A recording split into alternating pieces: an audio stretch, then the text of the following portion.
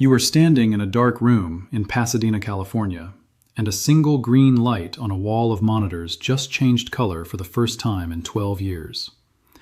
The subject of tonight's story is a spacecraft called Voyager 2, a machine smaller than a school bus, launched before most of your parents were born, now so far from home that its own radio signal takes 19 hours just to arrive. What that signal carried back to Earth on a quiet November evening rewrote what scientists thought they knew about the edge of our solar system, and the ripples from that moment are still spreading outward today. If you want to be here for the next signal, whenever it arrives, this is the kind of channel that will have it waiting for you. So stick around and let's get into it. Picture the control room. Rows of engineers, most of them younger than the spacecraft they are watching over, coffee going cold, a screen showing a single number ticking upward, distance in miles so large it barely means anything to a human brain anymore. Nobody in that room is panicking. Nobody is shouting. Space discoveries almost never look like the movies. They look like tired people staring at a slightly unusual squiggle on a graph, running the numbers twice, then a third time, before anyone dares to say the word historic out loud. Somewhere out past that number, past even the orbit of Pluto and then some, a robot the size of a small car is drifting through near-total darkness, powered by a chunk of decaying plutonium, still talking to Earth after more than 4.5 decades. It shouldn't still be running. Nobody built it to last this long. And yet, at the edge of everything we call home, it just did something that made a room full of scientists go completely silent. Let's pull back now, because before this becomes a story about plasma sensors and solar wind, it starts with something much simpler than that. Most people who have even heard of Voyager 2 believe the same basic thing about it. They believe it already left the solar system years ago, that it crossed some kind of finish line, took a photo, and that was that. Mission accomplished. Story over. That belief feels reasonable. It's mostly what the news said the first time this happened, back when its twin spacecraft made a similar crossing years earlier. Headlines love a clean finish line, a single sentence, a single date, a single moment where the old story ends and a new one begins. But the real picture, the one scientists were actually looking at, was far stranger, far messier, and far more interesting than a simple finish line drawn on a diagram in a classroom somewhere. To understand why, we have to go back to 1977, to two identical twin spacecraft sitting on launch pads in Florida, built during a decade when humanity had barely finished walking on the moon. Voyager 2 actually launched first that year on August 20th, followed 16 days later by its twin, Voyager 1. NASA had noticed something rare, a once-in-176-year alignment of the outer planets, a cosmic lineup that would let a single spacecraft use each planet's gravity like a slingshot to reach the next one. Voyager 2 took the long road. While its twin sped off toward Jupiter and Saturn and then out into deep space, Voyager 2 stayed behind to visit every single giant planet in our solar system, one after another, a grand tour that no other spacecraft has ever completed before or since. The engineers who built these machines worked with slide rules and early computers that had less processing power than a modern digital watch. Every instrument, every wire, every switch had to work perfectly the first time, because there was no repair shop waiting at Jupiter, no service crew, no second attempt if something failed along the way. It flew past Jupiter in 1979, catching the first close-up glimpse of that planet's storms swirling like paint stirred into water. It swept by Saturn in 1981, past Uranus in 1986, and finally past Neptune in 1989, sending back the only close-up pictures humanity has ever taken of that far, icy blue world. Each flyby lasted only hours, a brief, irreplaceable window where decades of planning either paid off or didn't, with a signal delay so long that by the time engineers on Earth even knew something had gone wrong, the spacecraft would already be millions of miles further along its path, completely on its own. Think about the texture of that moment. A single camera, technology older than the pocket calculator, capturing Neptune's storms in shades of blue nobody had ever confirmed with their own eyes. Grainy, precious, one shot at getting it right, because there would be no second flyby. Both Voyagers also carry something almost nobody expects a science probe to carry, a gold-plated phonograph record bolted to the outside of the spacecraft, filled with sounds and images of Earth, greetings recorded in dozens of human languages, whale songs, thunderstorms, a baby's cry, assembled by a team led by the astronomer Carl Sagan, in case someday, somewhere, something else out there ever finds it and wonders who sent it. That detail matters here because it tells you what kind of mission this always was, underneath the science. Not just a fact-finding trip, a message in a bottle, tossed by an entire species, still drifting outward decades later, long after almost everyone who built it has moved on with their own lives. After Neptune, most people assumed the mission was basically finished. The postcards had been sent. The planets had been visited. What more could a spacecraft built in the 1970s possibly have left to discover? But the two Voyagers kept flying, kept transmitting, kept working, because engineers realized these machines were now uniquely positioned to answer a much bigger question. Not what do the planets look like, but where does our solar system actually end? That question is harder than it sounds. Our sun isn't just a source of light, it constantly exhales a stream of charged particles called the solar wind, and that wind inflates a gigantic bubble around our entire solar system, sometimes called the heliosphere, from the Greek word for sun. Think of it like standing in front of a running fan indoors. The air from the fan pushes outward and fills the room, shoving back against the still air near the walls, until eventually the moving air and the still air settle into some kind of uneasy balance. Now imagine that fan is a star, the room is interstellar space, and the balance point between them stretches for billions of miles in every direction.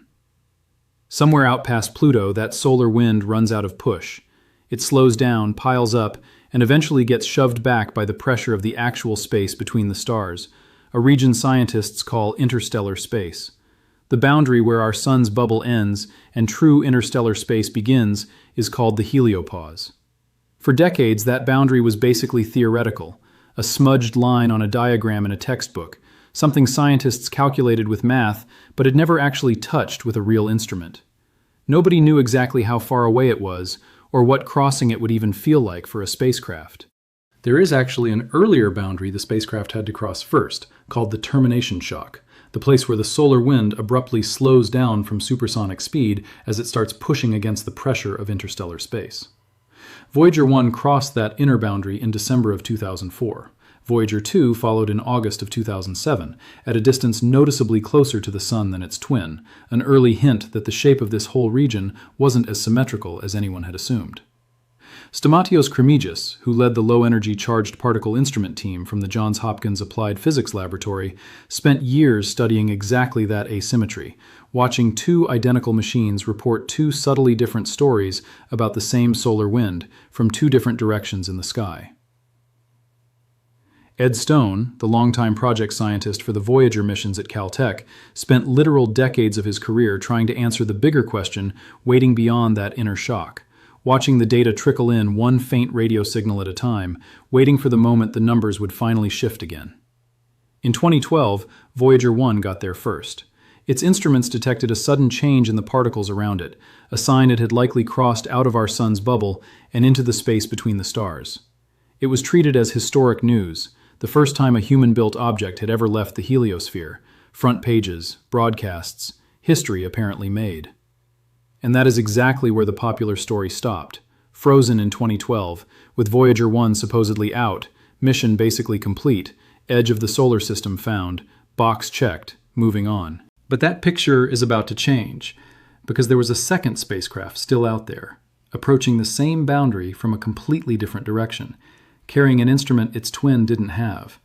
And what it was about to find would show that the edge of our solar system is nowhere near as simple or as finished a story as everyone assumed. Here is the moment worth pausing on. If some belief you walked in with about space, or about how tidy scientific discovery usually is, just quietly cracked while watching this, type it in the comments in one sentence, because those small, cracked assumptions are exactly what shape which story gets told here next.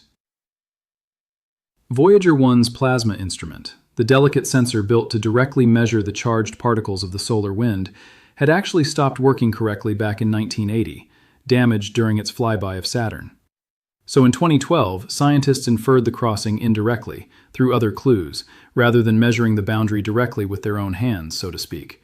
Voyager 2 was different.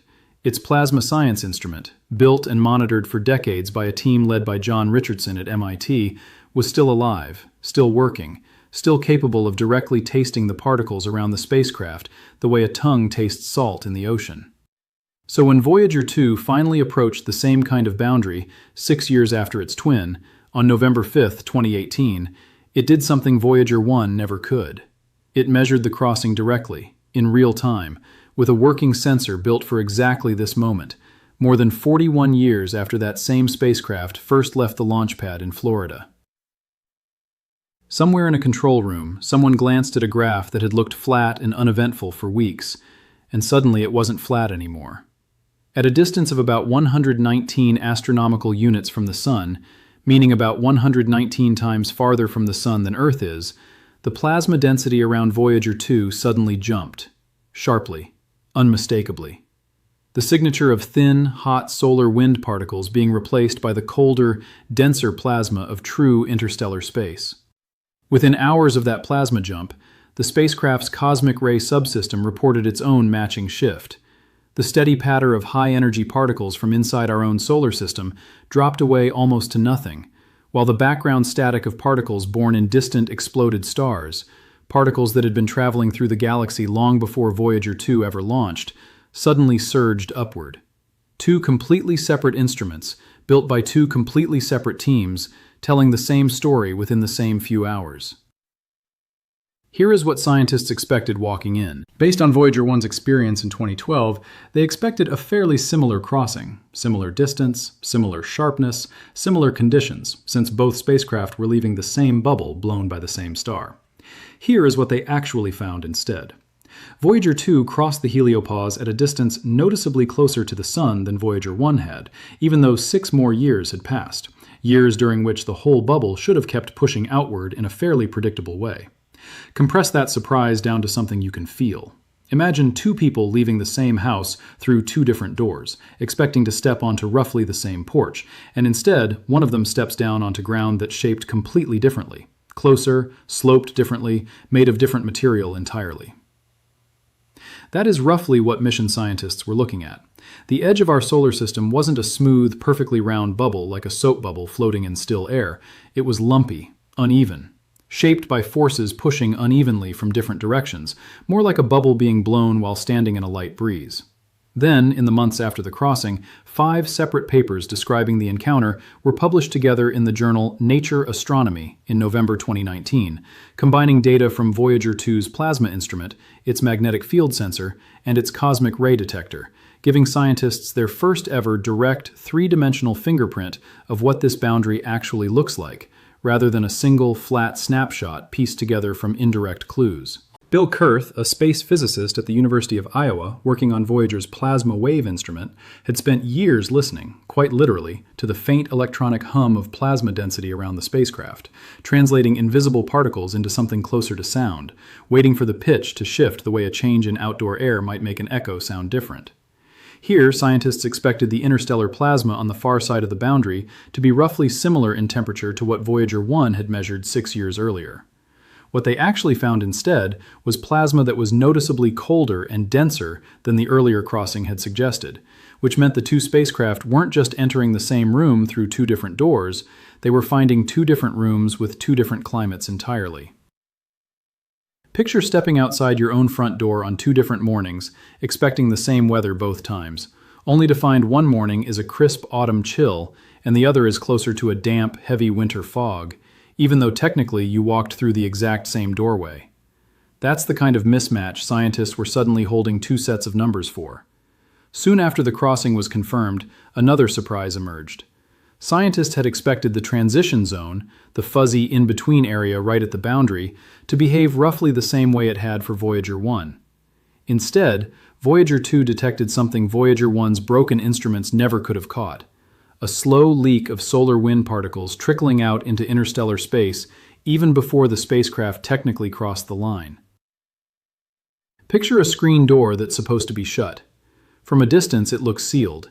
Get close enough, though, and you can feel air slipping through the mesh anyway, moving both directions, back and forth, long before you'd say the door is actually open.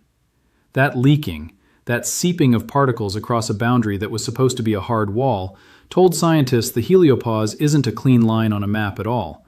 It's closer to a permeable membrane, something particles can partially cross even while the boundary as a whole holds its shape.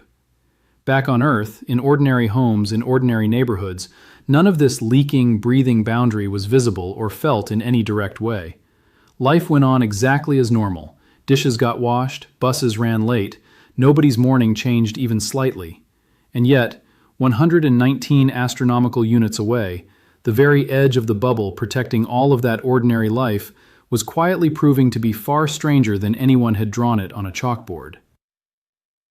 In parallel with the plasma data, Voyager 2's magnetometer, the instrument measuring magnetic fields, run by a team including Leonard Berlage, formerly of NASA's Goddard Space Flight Center, picked up its own strange signal. The direction of the magnetic field barely changed at all across the boundary, even though the spacecraft had just crossed from inside our sun's bubble to outside it. That detail matters more than it sounds like it should. Scientists had partly expected the magnetic field to twist or shift direction noticeably at such a dramatic boundary. Instead, it stayed almost eerily steady, suggesting the magnetic field of our galaxy and the magnetic field at the edge of our sun's bubble are, in some way scientists are still working out, quietly connected rather than sharply separated. It's worth pausing honestly here because even the scientists who spent their careers on this data will tell you they don't have it all figured out. Researchers openly admitted the magnetic alignment was unexpected, and years later there is still genuine debate over exactly how the heliopause interacts with the interstellar magnetic field around it. Nobody is pretending this case is fully closed. Some researchers suspect our sun's magnetic field somehow reaches out and gently drags the surrounding interstellar magnetic field into rough alignment with it, almost like a spinning object leaving a faint swirl in the water around it. Others think the alignment might simply be a coincidence tied to the particular direction Voyager 2 happened to be traveling when it crossed. As of now, both explanations remain open, sitting side by side in scientific papers, waiting for more data to settle the argument one way or the other. That uncertainty isn't a weakness in the story, it's the most honest part of it. Real exploration rarely hands you a tidy answer wrapped in a bow. Sometimes it hands you a stranger question, and the willingness to sit with that question is what actual scientific curiosity looks like from the inside. Zoom back out to the human scale for a second. While all of this was happening 119 times farther from the sun than your own house, the two teams tracking Voyager 1 and Voyager 2 were, in some cases, sitting a few desks apart in the same building at NASA's Jet Propulsion Laboratory, comparing numbers on their own laptops. Then zoom back out to the cosmic scale, because the differences between the two crossings, closer distance, leaking particles, steady magnetic field, together painted a picture nobody had access to before. Not a single boundary, but a whole dynamic frontier, shaped by an 11-year solar activity cycle, breathing in and out as our sun goes through quiet and stormy phases. Once both crossings were compared side by side, the implications rippled outward fast. If the heliopause moves, if it leaks, if it isn't a fixed shell but a living, shifting frontier reacting to the sun's own moods, then everything drawn on old diagrams of the solar system's edge needed to be redrawn, not as a neat circle, but as something closer to a slowly breathing shape. And here is where this stops being a story about one machine and starts being a story about us. Because the frontier these two spacecraft mapped is the very same bubble that shields every living thing on Earth, including you, from a good portion of the harsh radiation drifting through the rest of the galaxy. If the boundary breathes, shifts, and leaks the way this data suggests, then the shield around our entire solar system is a far more active, more fragile, more fascinating thing than most people ever picture when they look up at a clear night sky. It also means every diagram in every science textbook showing a smooth, tidy oval around our solar system is, at best, a rough sketch, and at worst, quietly out of date, waiting for the next generation of missions to redraw it properly. Here's a good next move if any part of this landed for you. Share this specific video with the one person in your life who still insists space exploration stopped mattering after we landed on the moon, because a story like this one tends to change that opinion faster than any argument you could make yourself. So what happens next, now that both Voyagers have made it across, and where does this all go from here? Both spacecraft are still flying today, still transmitting, still working, decades past their original mission timelines, and NASA engineers have been carefully rationing their remaining power for years now, turning off one instrument at a time to stretch their dwindling plutonium fuel supply as long as physically possible. Each spacecraft carries 3 radioisotope thermoelectric generators, devices that turn the heat from slowly decaying plutonium-238 into electricity, and that heat output shrinks by roughly 4% every single year, a slow, steady countdown that has been running since before disco went out of style. Engineers have already permanently switched off the cameras on both spacecraft, back in 1990 for Voyager 1 and shortly after for Voyager 2, along with several other instruments, simply to keep enough power flowing to the sensors that matter most for this final stretch of the journey. As of the most recent mission updates, engineers estimate the Voyagers could keep at least some instruments running into the early 2030s, though every single year now depends on careful power budgeting, turning off heaters, keeping only the most essential science instruments alive, one difficult decision at a time. In October of 2023, mission engineers noticed Voyager 1 had started sending back garbled, unreadable data, a fault eventually traced to a single corrupted chip in its flight computer memory. Rather than give up, the team spent months writing a workaround, splitting the affected code into pieces and storing them in different parts of the spacecraft's aging memory, and by April of 2024, more than 15 billion miles from the engineers trying to fix it, Voyager 1 was talking clearly again. Suzanne Dodd, who has served as project manager for the Voyager missions at NASA's Jet Propulsion Laboratory, has spoken publicly about the delicate balancing act of squeezing every last useful measurement out of machines that have already outlived nearly every prediction ever made about them back in the 1970s. Each spacecraft is currently traveling at roughly 38,000 miles per hour, and Voyager 1 alone is now over 15 billion miles from Earth, a distance that keeps growing by roughly 325 million miles every single year, meaning the exact numbers you hear in any Voyager story are already slightly out of date by the time you finish hearing them, let alone by the time you watch this video again next year. There is a real, specific destination waiting even further out, one so distant it barely feels real when you first hear the number attached to it. In roughly 40,000 years, Voyager 1 is projected to pass within about 1.6 light-years of a star called Gliese 445. Not a close encounter by cosmic standards, but the closest either spacecraft is expected to come to another star system for a very, very long time. Long before that, though, there is nearer-term science still coming. Scientists continue analyzing every scrap of data from both crossings, trying to build a complete three-dimensional model of the Heliopause's actual shape, comparing it to newer missions like the Interstellar Mapping and Acceleration Probe, launched by NASA in 2024, specifically to study this same boundary from a wider vantage point back near Earth.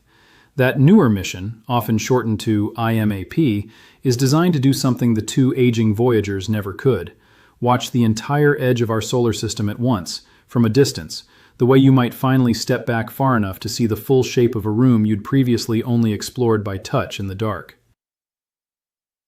Where the two Voyagers gave scientists two precise, single-point measurements, two individual pinpricks in an enormous, invisible balloon, a mission like IMAP is built to gather thousands of measurements at once, sketching the full outline of that balloon's shifting shape, rather than guessing at it from just two scattered points, decades apart, on opposite sides of the sky. Bring it back down to something closer to home for a second.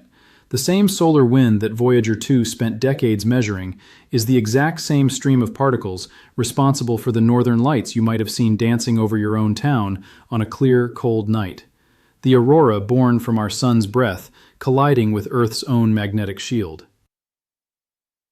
Every time that green and violet light ripples overhead, it's a small, local echo of the same enormous, invisible bubble that two aging spacecraft have now measured from both the inside and the leaking edge.